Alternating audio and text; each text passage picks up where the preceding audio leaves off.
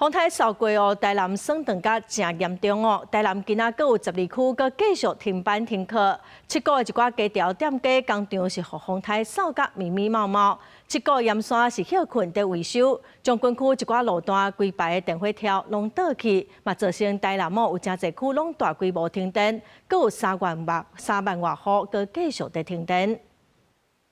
台南市伫台南造成严重的灾情，7股龙山社区四家拢是凹断去的电火条啊，有几条规个放去，巷蚵仔的店头是工具全部毁掉，10分里受铁皮工厂厝顶墙仔拢飞去，要恢复至少需要2、3个月，但是目前根本找无人来整理。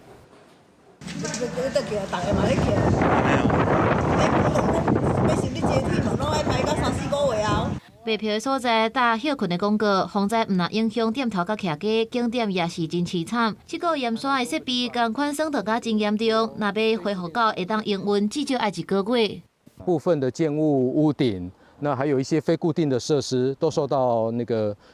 强风的影响，那都会有一些破损的状况。将军区出名的木棉花道，几大条路拢因为电火条啊规排倒去，无法度通行。警方甲大量的电火条啊甲电缆送断去，互台南累计停电的户数一时间来到22万外户。经过几日的抢修，到初9的透早10点，有3万1千外户停电。生产的状况也互民众看到心惊吓。